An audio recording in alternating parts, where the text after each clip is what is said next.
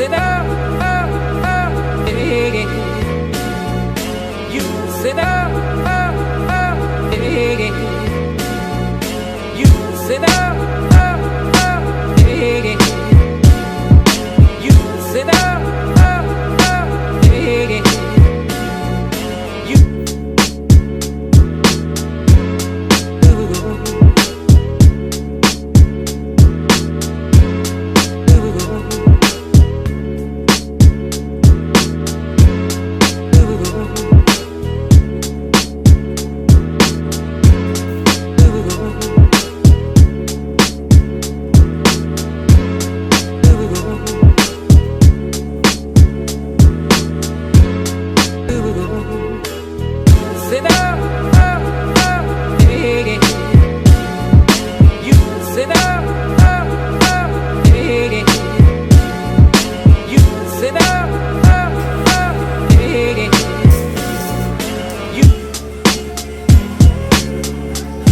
like the cool blue light, like the cool blue light, like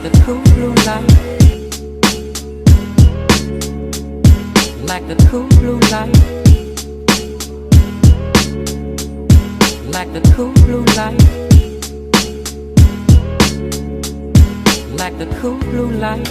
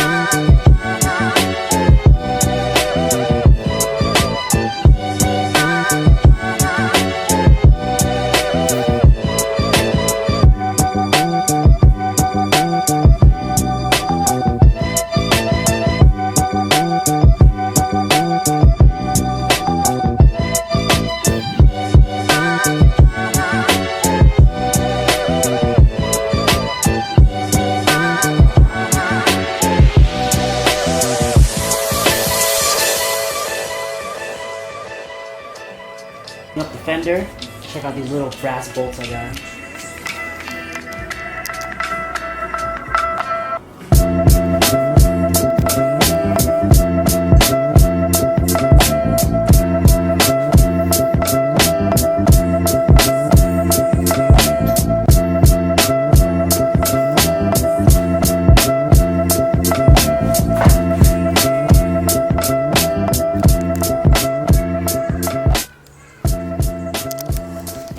Alright, so we have a broken choke knob down here, you see.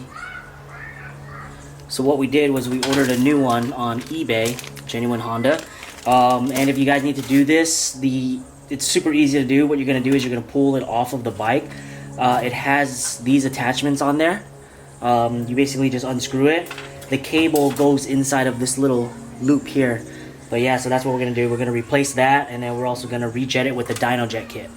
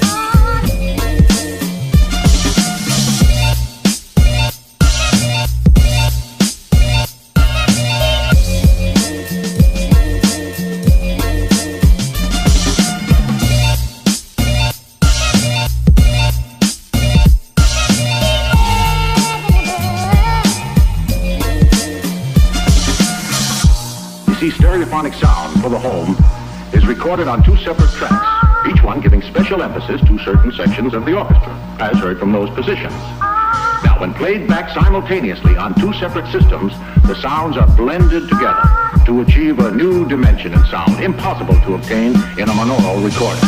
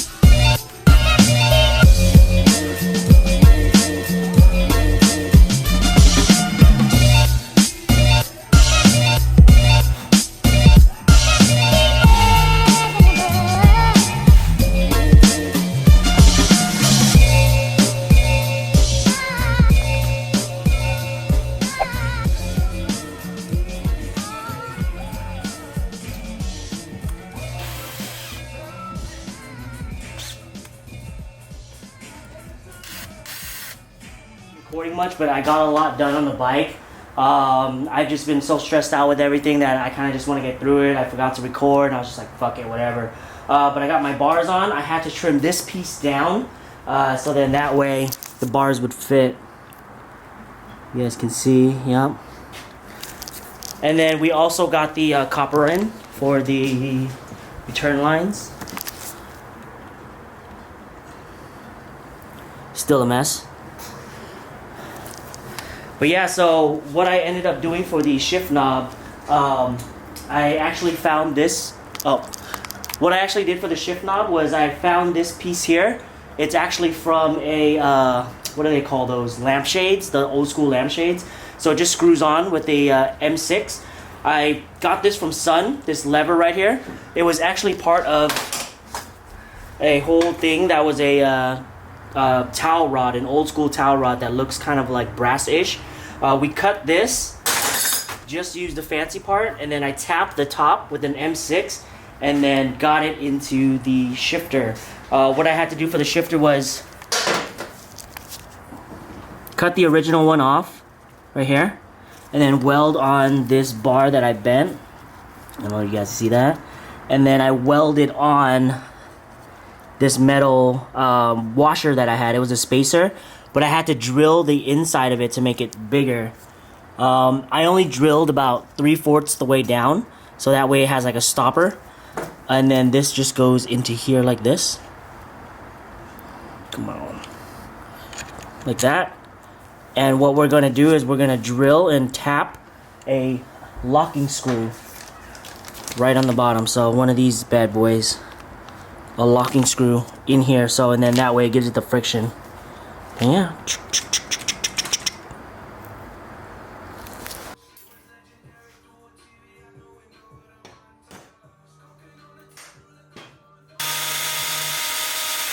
So guys, in order to tap the hole, we need to figure out what size we're gonna need. So, where the hell did I put it? Oh, right here. So this is a 5/16, right, by 18. This is a 5/16 by 18. We need to figure out the drill hole size, and the best way to do that is through Google. All right, Google, 5/16 tap size, drill size. So it's gonna be a 17 by 64.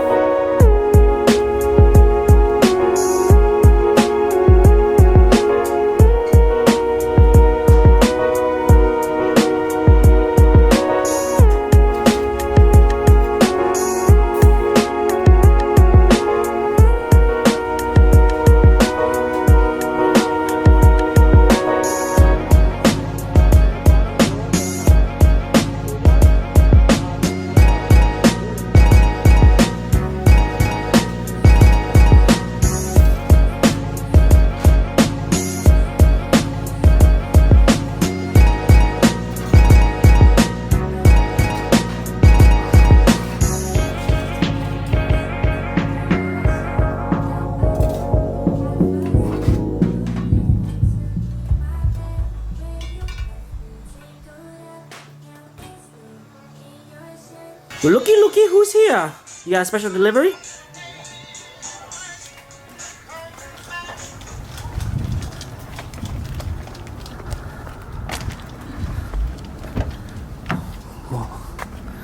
Whoa. Dang, seatbelt and everything. Damn. Player. Look at that. Holy shit. Come on, man. It's not funny.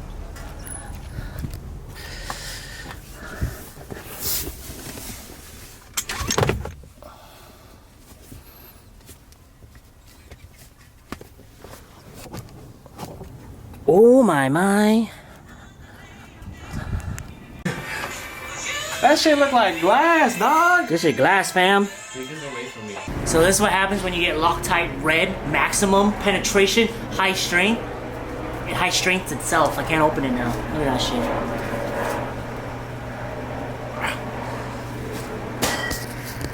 Assemble the bike again to get stuff painted. Big tip on that is make sure you put all your bolts and nuts inside of Ziploc bags and label it so that way you don't lose shit like I always do.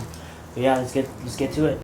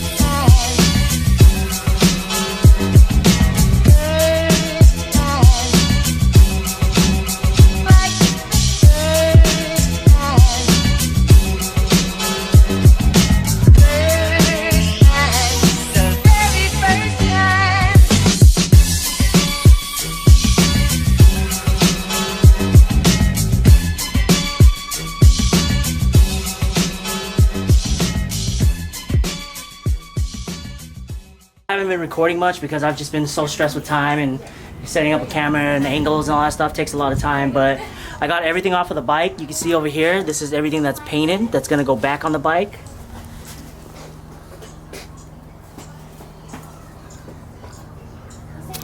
I rattle canned everything.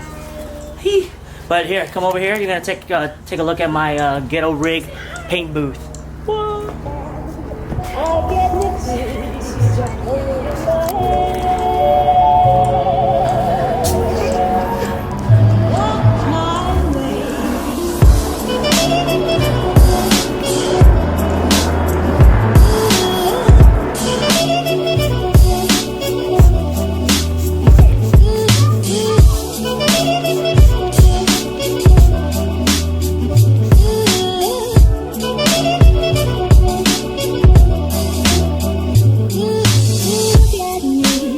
Fell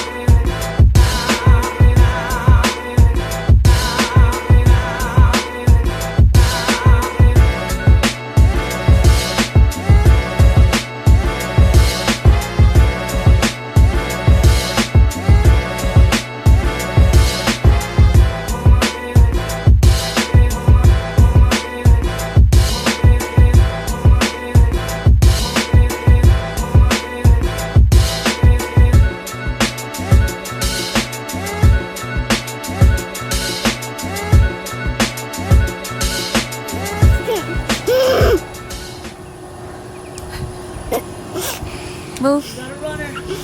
Don't worry, it runs. Hi, Bree.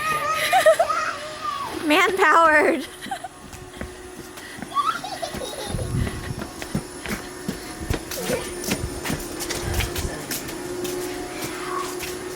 Watch out, Harley.